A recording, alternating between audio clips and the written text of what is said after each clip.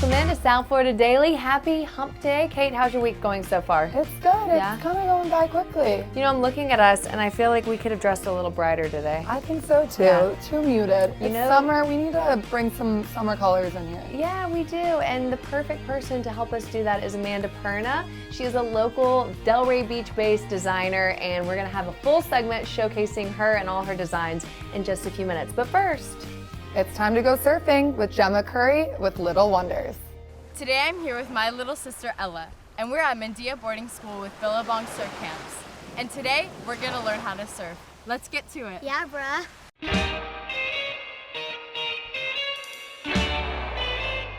So Peter, can you tell me a little bit about what goes down here at Mendia Boarding School?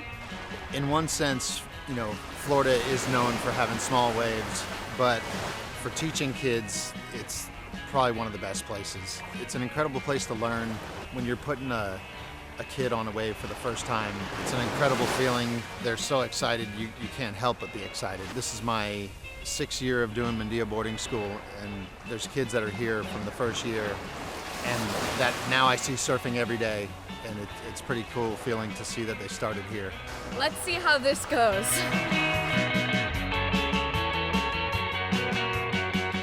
My husband, Peter, has been a professional surfer since he was 17 years old. He's traveled the world how many times over, doing contests and surfing all over the world, and then his career moved forward into a free surfer. And so that means you get to go on trips with photographers, you look for the swell all over the world and just find places, and you go with the photographer or the magazine and you take photos, and they're put online or in the magazines. And we have 2 sons. My older one's 15, not as much interested in the ocean, but he definitely knows how to surf. He's got great style. But the little one, Kepa, is a crazy man for it. He loves it. He's been on a board ever since we could put him on there on his belly. And when he was about 2, he was standing up on little waves and wanting to go to the beach with his dad every day, no matter what size the waves were, and asking for more waves, more. I want to get in the tube. He has now sponsored, just like Peter, with Billabong and Electric and several other sponsors. He is working his way up through the surfing chains. He starts off with contests as well. They kind of come up through the amateurs and they try to make it to the world tour, which is a lot of their goals. This little boy loves the tubes. They both love to get in tubes. And anything that Peter does, Kepa wants to do. So it's really fun watching it progress. I think my husband's gonna live his dream twice.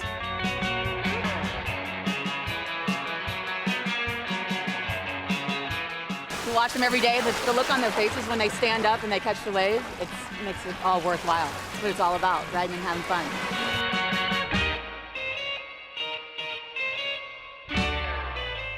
We're here right now with Kepa Mendia, who is only 11 years old and is already on his way to being a pro surfer. So Kepa, why do you love surfing? You're always in the water, you're always pulled off, and it's fun. Yeah. Super fun. I've been to Hawaii like 12 times. I've been to like California like 6 times, Nicaragua, Costa Rica.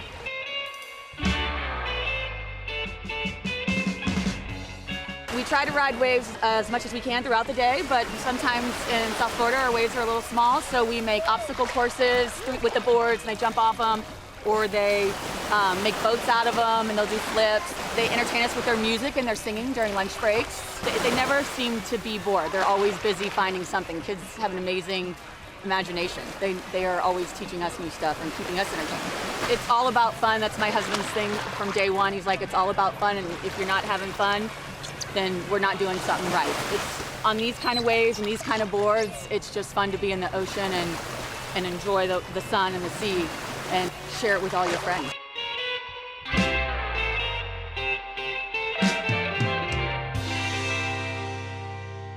Mendia Boarding School always makes do with what they have. Even these tiny waves, everyone always has fun. Surf Camp rocks!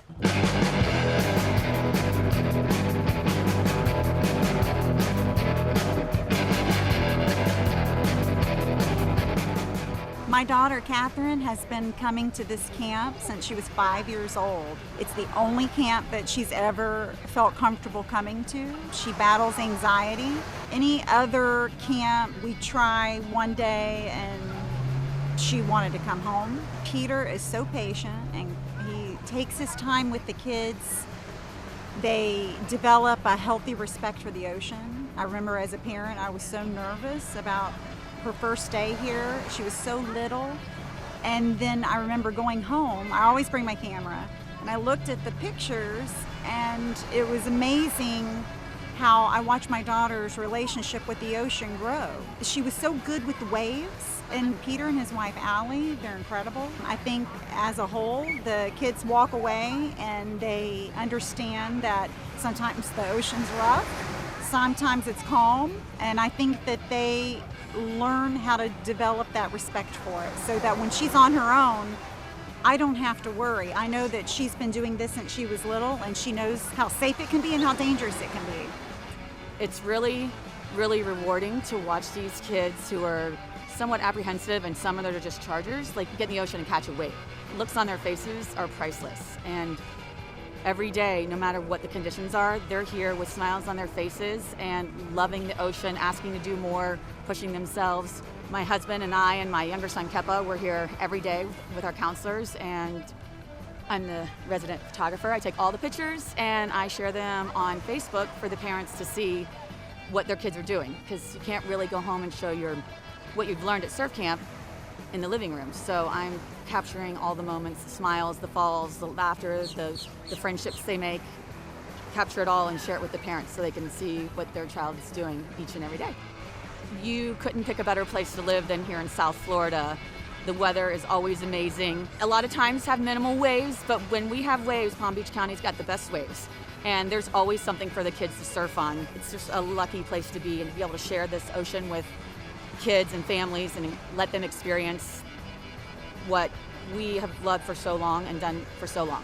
It's probably one of the most fulfilling things that I've ever had is seeing your granddaughter like to do some of the things you like to do, and being able to do them together is quite a special and unique feeling. We really enjoy it, don't we, Leah? Yeah. Yeah. Throughout the year, and especially at the beginning of summer, I have a lot of parents that are friends of mine that I know through acquaintances and say, I want my son or daughter to do surf camp. But they are not really crazy about the ocean, or they're a little nervous. And I tell all the parents, I said, don't sign your kid up for a camp for a week and make them feel obligated. I say, bring them down to the beach, hang out with us for a couple hours, you stay with them so that they know that they can leave, and they watch the kids and they interact and catch a couple waves. And then the kids can see what's actually going on, their fears, they can watch it and see what's happening. And 100%, those kids want to come back and join our camp. It's all about at their comfort level and all about having fun. If they don't want to catch a wave that day and they want to just play in the sand or boogie board, it's all good. It's all about fun, and we don't want to make anybody feel uncomfortable in the ocean. We want everybody to love the ocean. And if you want to come surfing, this is where you need to be. When it comes to teaching kids how to surf, Palm Beach County is the place to be. So next time you're here in South Florida, get aboard and catch a wave. Come to Palm Beach County if you and catch a wave. Gnarly, bruh.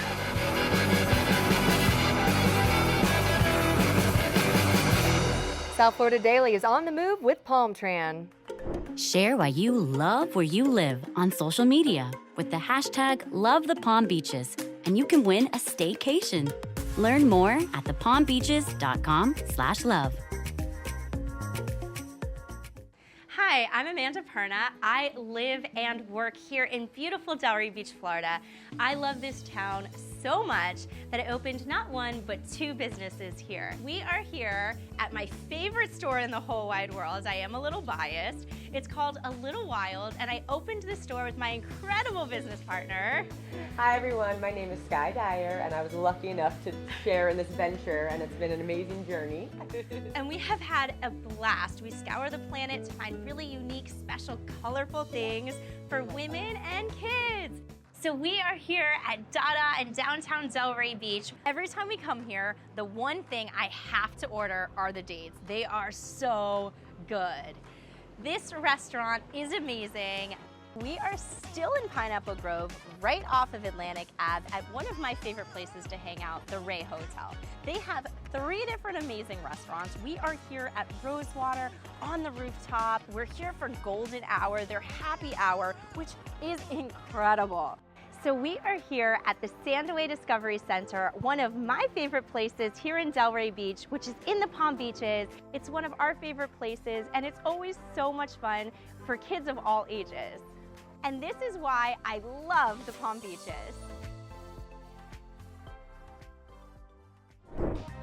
The South Florida Daily set is sponsored by Eldorado Furniture.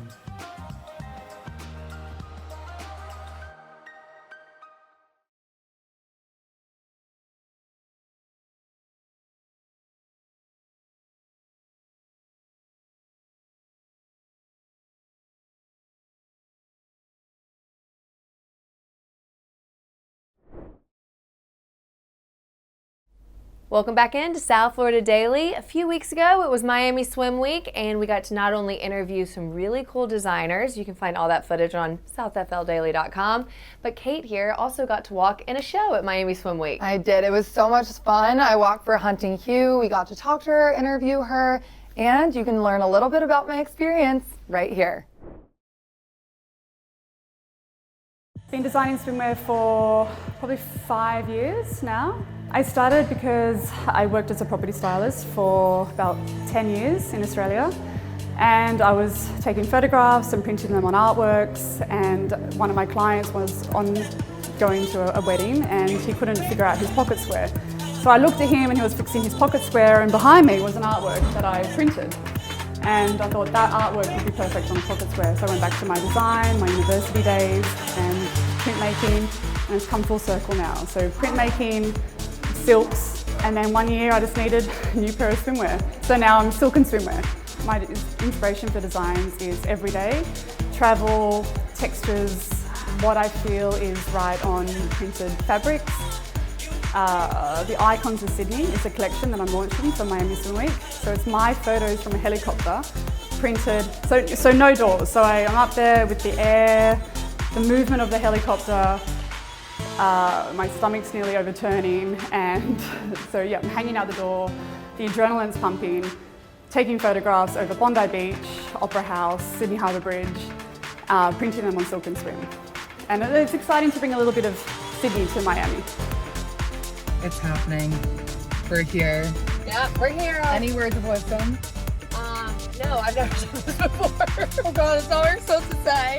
But you are a natural. You've done this before, and so caught up on those semantics. My first time in Swim Week, but the sun is out, I'm excited, the energy is pumping, and it's the whole week is the industry is here. There's designers, there's creatives, there's photographers, big brands, small brands, so everybody's really here, and it'll be a fun week.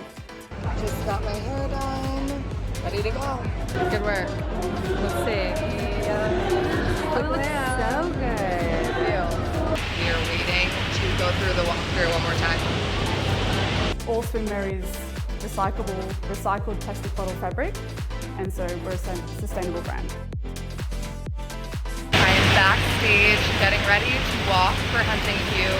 I'm nervous but so excited, and Megan is out there in the audience.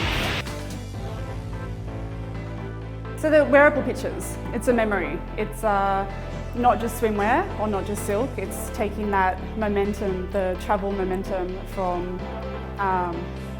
a place you've been to, a place you want to go to, and it's just keeping that with you, wearing it, the silk or the swim, and just keeping a little bit of Sydney, Australia on you, which is a very special place. Icebergs Bridge and the Opera House are launching in July, and you can pre-order now on the website, huntinghugh.com. Oh my God! That was insane. Would you do it again? I'd absolutely do it again. Okay.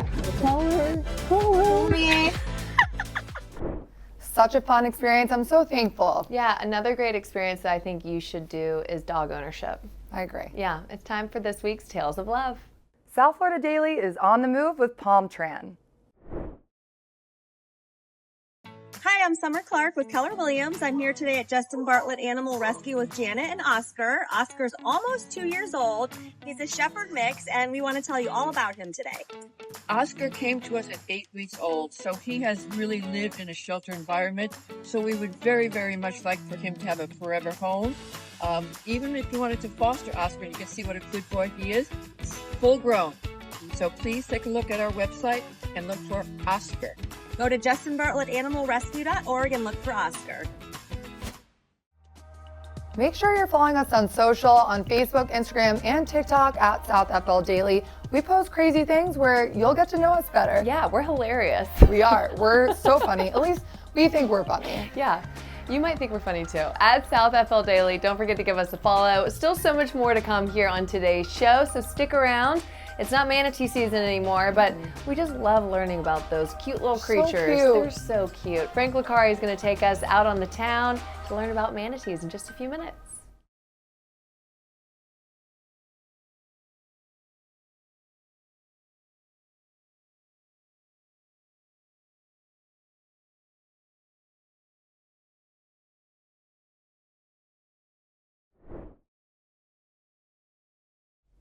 Manatee season technically runs, I believe, November to April. Yes. So like the colder months, that's when we see them a lot, especially around Riviera Beach because they're up near that power generator. Did you know all this? I didn't know all Yeah, this. it warms up the waterways and they want to escape to the warm water. That's so interesting. Yeah. I had no idea. You're about to learn a lot more about it in the next segment, I promise. Frank Licari is about to tell us all about it on the town. South Florida Daily is on the move with Palm Tran. When I see you walking on the beach, feel like a child. If I dared, but I'm scared, I'm way too shy. Hey on the towners, did you know that Bahamians were among the earliest inhabitants of what is now known as the city of Riviera Beach? What brought them here, you ask? Well, back then, this city had a rich commercial fishing industry. Let's dive a little deeper into the history of this city by the sea. First people that we know of to have lived in what is now Riviera Beach were actually the Native Americans from this area. By the time European Americans and African Americans were coming here, they had areas that had been built up, the soil had been built up through mounds. Heiser was a judge. He actually worked up at the courthouse for what was then Dade County, which was in Juneau. He married another local girl. Her name was Maddie Spencer, and they built a home that they kept adding rooms to. Eventually, they had a 3-story, 20-room hotel that they called Oaklawn. Judge Heiser had to move to Miami because the county seat moved from Juneau back to Miami, and he had to be available for court every day as our only and first county judge, and ended up selling the hotel to a series of proprietors who didn't do a very good job. They had competition by then by the Flagler hotels. Oaklawn had been changed to Riviera in 1893 after a guest at the hotel, sitting on the porch, looked out over the Lake Worth and said, "This is the Riviera of America." It was about 1910. People from the Bahamas had been coming over and squatting on what is now known as Singer Island. The men were fishermen. They followed the fish, but eventually Paris Singer wanted to develop that land. Singer Island, as we know of it today, was attached to the island of Palm Beach before 1918 when they cut the inlet. By the 20s, that's when Riviera became Riviera Beach. In the 1930s, a group of Palm Beach women had discovered that the conch ladies had been collecting shells and creating beautiful arrangements. It gave the women something to do, especially when their husbands were still following the fish. The city had a very rich fishing industry, and it was attracting people from all over the place, including the Caribbean, right. Including, former slaves who had come down here and were with... A lot of Bahamians, right? A lot of Bahamians. Back in 2012, Mayor Thomas Masters started learning about the city's history. He started meeting so many Bahamian people who live here. So he decided in 2012 that he wanted to kind of create, a formal relationship with Grand Bahama. So we ended up in that year signing a sister city agreement between Riviera Beach and Freeport. Wow. Over here is Riviera Beach, over here is Freeport, but in between was a hugely important connection that was historical, that's cultural, and that makes sense in terms of, our working together.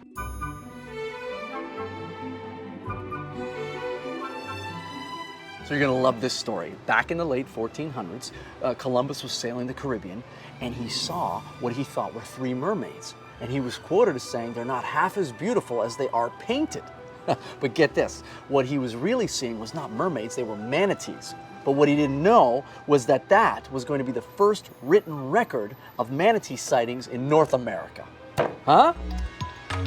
So I actually know that because I'm a manatee master that works at Manatee Lagoon. Oh.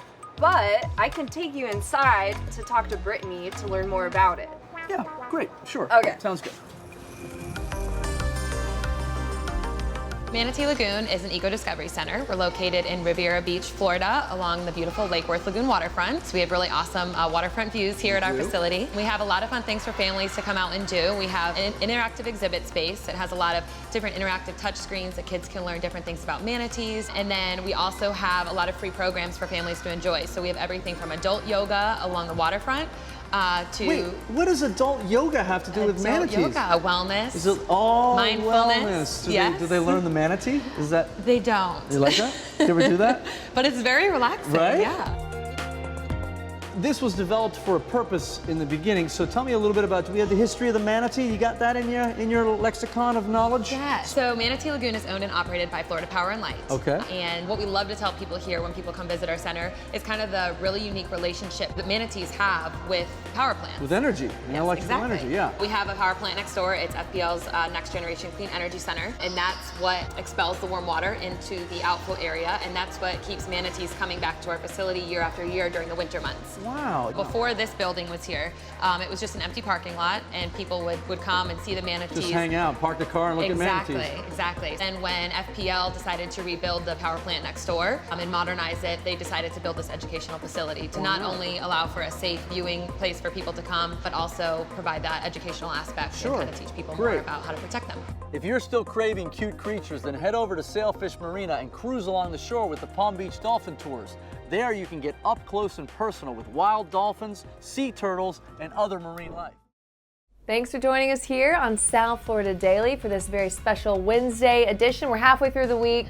Still so much more to come. We've got 2 more shows for you this week. What's going on tomorrow? Tomorrow's Thirsty Thursday. It's our favorite day. Yeah. How could you not know that? I love cocktails, love wine, love anything. What's your drink of choice? Oh, these days I'm really into an Aperol Spritz. It's like a good summer drink. Absolutely. But we're talking to some folks with the gin company tomorrow. Absolutely. A Southside drink, which is really cool. Have you ever had one of those before? I don't think so. I've stayed away from gin the last few years, but maybe I should venture back into it. You will definitely want to. These are refreshing, perfect drink for summer. And then we head over to City Cellar in City Place and we learn all about wine. Yeah, we talked to a local sommelier and he taught us a few ways to sound like a sommelier at our next dinner party. Join us tomorrow on Fox 29 here at noon. Have a great day.